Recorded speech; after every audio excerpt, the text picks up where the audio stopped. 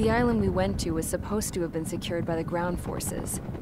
They hadn't gotten a handle on things by the time we got there, so now we were stuck in the middle of a half-assed campaign. My job was to get the planes ready for combat, making repairs and handing them over to our troop of cons. Thing is, the enemy still had the hangars. The comms were still down, so none of us knew what the hell was going on. The last transmission I heard before everything went to shit was that some prisoners from an Osean military penal unit rioted and managed to escape. They stole some jets and now they were flying around, taking out their former allies left and right. I wonder if any units like ours were out here, creeping around. Hearing the Osean jets firing at each other overhead chipped away at morale. Since the radio was out, it was quiet. I liked it better that way. All I heard was the gunfire. Here we were, walking around carrying rifles. We were pilots, damn it. Friendly fire will probably kill us.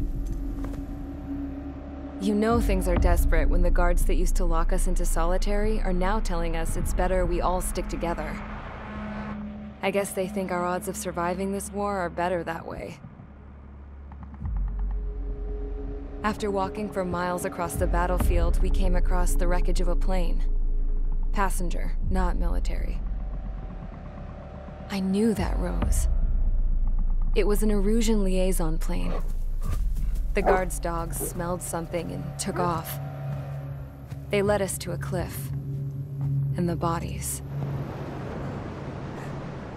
Today, I lost everything. When Osea attacked our capital, my father, a man who was never really suited to being the king, was killed. I was to be flown out of the war zone to safety, but the plane was shot down by rebels. The entire crew was killed in the crash. Soldiers appeared and one shot at me. My dog went after him and shot him to pieces. He was my best friend. After all those speeches I gave about working together for peace, I thought everyone felt the same as I did.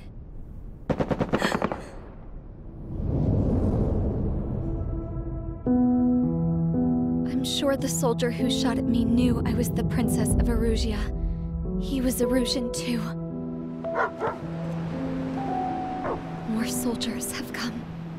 Now, there is no one left to protect me. I am so numb, I cannot move. I watch as one of their dogs approaches. It sniffs mournfully at my dead friend. I wonder if it grieves for him as much as I do. I can barely think. I feel weaker by the minute. I don't know who these soldiers are with, but I managed to take a sip of the water they gave me. How long have you been here?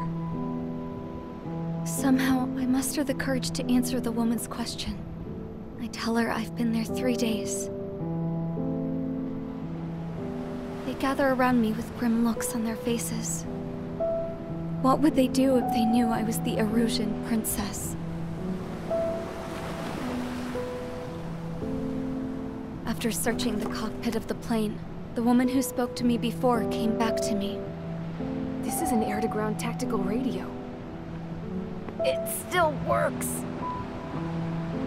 I noticed she walked with a limp. She knelt down next to me and asked her companions to give me some food. And then, very softly, she said, "You see, I used to listen to your broadcasts, Your Royal Highness." Just what did you see here?